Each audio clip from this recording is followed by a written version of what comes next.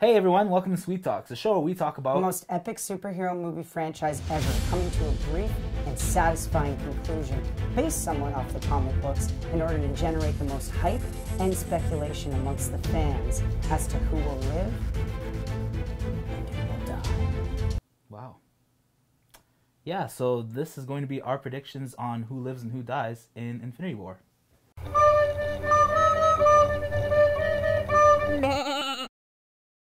Before we get started here, guys, we know that this is based off of the 6-part series called The Infinity Gauntlet, written by Jeff Starlin. We're not going to be going into the comic books today.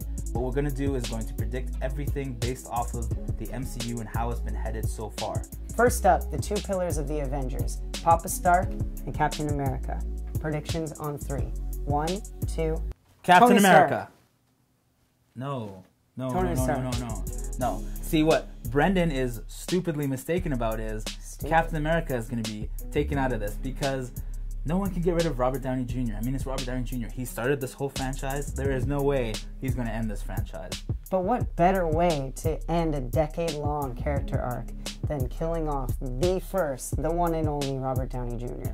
You think they're going to bring kids into this, show them Iron Man, and then kill him on screen for them? He's too expensive now. I know the Disney money has no limit, but I think it would be a perfect way to end it. Disney. What can they not afford? They could probably buy out a whole country and redo the set and shoot in there. It's got to be Captain America. I'll tell you why it's going to be Captain America.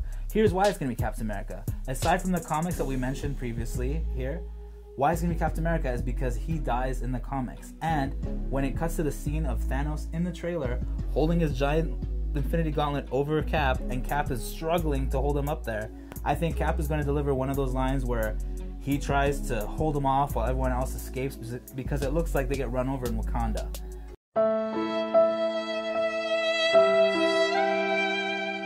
So I think Cap's going to try to hold them off. They're going to try to escape because they figure out that they can't fight them off in Wakanda. And then Cap dies in this process. I think I agree with Gabby's point because Bucky can take over the mantle of Cap. I was going to mention that too. So next on the chopping block is Vision. Now in the trailer, it looks like Vision's getting the Mind Stone pulled out of his head through Loki's scepter. Will Vision make it out alive? I think he's gonna die, and I'll tell you why.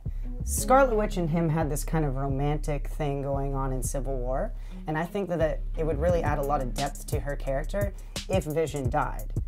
And I mean, he's got the Mind Stone, so Loki needs that. I think Vision's dying. I think he's going to live. I think it's going to look like he died. I think Scarlet Witch is going to lose her shit and go after Thanos because, again, the romantic relationship aspect of it. But I think he's going to survive, not be as powerful as he once was, but, I mean, he's had that stone inside him for so long.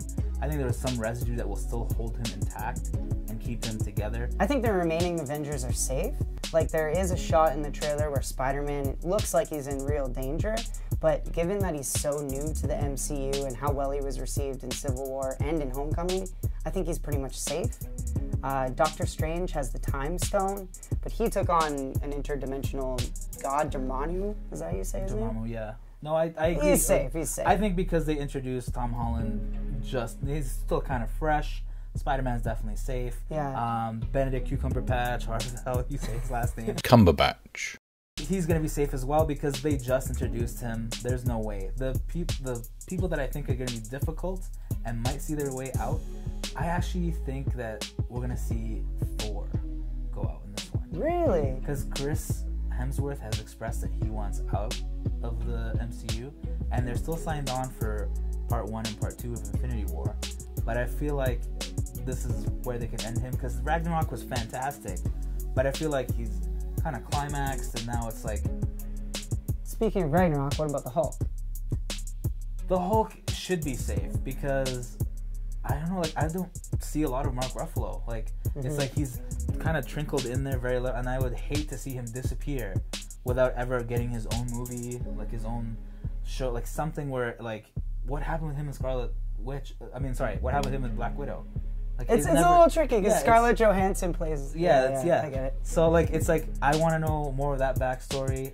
She leaves him a video in Ragnarok. There is unfinished business so there. I don't want that to end just like that. Okay. The snap of his fingers. We should talk about the Guardians of the Galaxy. Yeah. Now, the Avengers, like I was saying before, they need motivation, and I think they're going to set up that motivation in Infinity War Part 1. But the Guardians have all the motivation they need.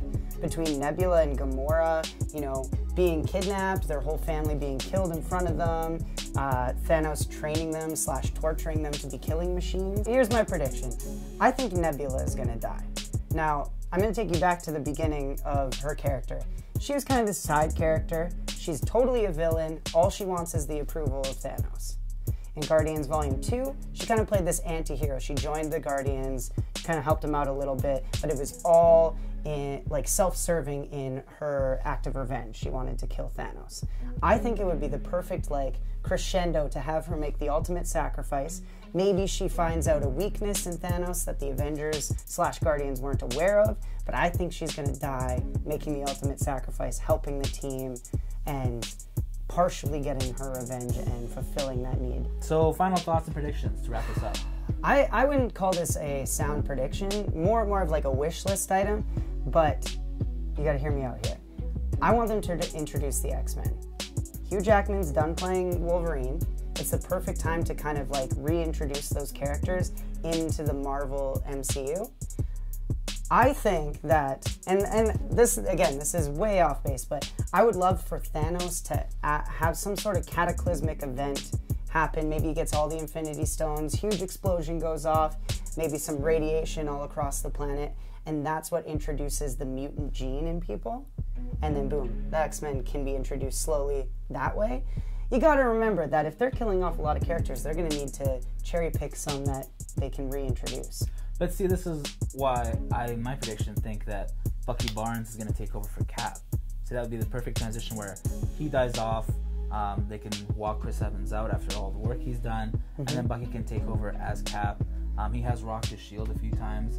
I feel like that foreshadowed that he's going to take over. Plus, he's got that kick-ass new vibranium arm that he's got, with permission this time instead of stealing it. What I would like to see, and I know it's going to boo a lot of the fans, is I would like to see the Fantastic Four have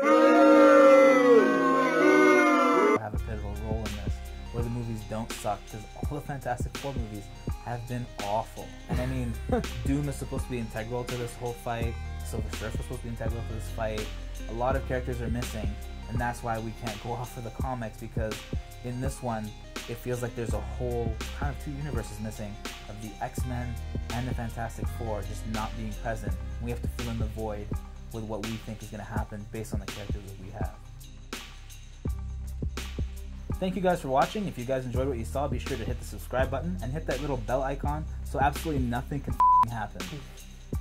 You can follow us on Facebook and Instagram, and if you want to support the Alpacalypse a little more directly, make sure you take a look at our Patreon page. Thank you for watching, and we're out.